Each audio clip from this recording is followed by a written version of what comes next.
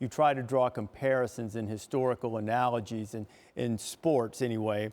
The closest thing seems to be the 1919 Stanley Cup final, which was canceled due to the Spanish flu. I mean, in our lifetime, these particular set of circumstances haven't caused this type of reaction to it. Where the NCAA eventually got, I know you too, like Jay alluded to earlier in the day, you were surprised it didn't happen quicker. Once they got to the place where they were, do you think they made the right move as opposed to what Mark Few was proposing, postponement to see if it was possible to play later? Again, without knowing the background to what all the moving pieces are and what they look like, I thought last night, I said this with Scott Van Pelt, I thought college basketball was done. And I thought that I'd seen my last college basketball game of the year when we went to air last night.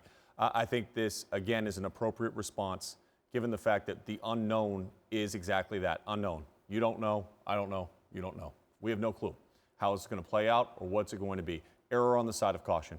My heart breaks for Sabrina Ionescu, for Luka Garza, for Miles Powell, for so many of the great players we have across this country that have put so much in to the hopes of trying to compete and win a national championship this year on the men's and the women's side. It's unfortunate, but at the end of the day, I agree with Jay, and I think this was 100% the right call. Yeah, my sensibility is that I would have loved to have seen it to be postponed, to give them enough time to be able to gather more information. I know that the logistics become challenging, but I thought from the very beginning that to not have a coordinated effort between the NCAA, the commissioners, and even maybe some of the great coaches, and I thought if the three of them could have come together, a more reasonable, doable solution could have come. And so I'm really disappointed for the kids. You've mentioned some of the great players that we've had on both sides, both men's and women's. And so I just feel a strong sense of disappointment right now with the reality that we're not going to have a NCAA tournament. And to your point, to what Jay is saying as well, maybe this will cause a reevaluation of how the NCAA is actually structured. And the fact that there isn't a singular voice in college basketball, that the conference commissioners and everybody can have that voice to go back to and be a bridge between the coaches, administrators, and all the university presidents that centralizes everything. Like we see, I mean, when you look at all the moves that have been made that have been credited, Adam Silver's done a tremendous job in the NBA.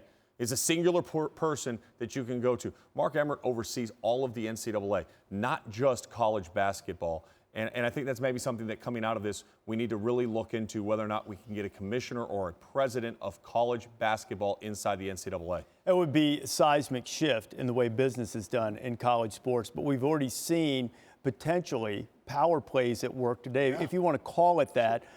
Jay Billis reporting earlier that there were at least two teams that were scheduled to play later in the ACC that were not willing to play. Their presidents were not willing to allow them to play.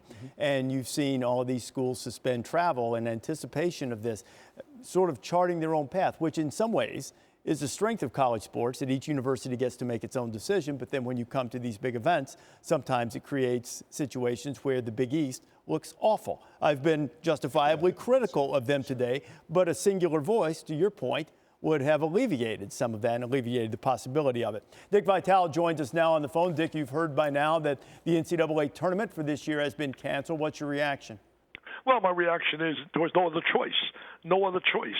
Could have been made a little sooner, but there was absolutely no other choice involved. Bottom line is this is an epidemic. It is something that's bigger than a trophy being passed out, any championship being won. This is about lives. This is about really public health. And really a guy that loves the game like I do for 40 years, I have said often that March Madness is the greatest sporting event of them all. But that has to be put on the back burner right now, Rece. That's got to go to the bench because really it's involving people's lives. And I think they had to make that choice. I agree and listen to some of the conversation. I know Jay and I have agreed on this for years, that there should be somebody, a power figure up there, basketball, representing basketball in a positive way when decisions like this have to be made. You know, my heart goes out to schools like Dayton, for example, having a magnificent year, may never ever be able to duplicate the year they had to get Obi Toppin to become a household name after a tournament. Think about Rutgers, haven't been in a tournament for years, and most likely would have gotten an at-large berth. They should have anyway, but the bottom line is you think about those kids who played hard. You know, I spoke to Bill Self about 10 minutes before the decision came down, because there were all kinds of rumors that Duke and Kansas had said that they would not play. Rece, they would not play in the tournament. And he said it was not valid on their part, that they were in a holding pattern like everyone else, and they would do what everyone else would do. But he and I talked about that. Not so much, he didn't feel disappointed about Kansas. They've been in tournaments. They've been there. They've cut the nets down.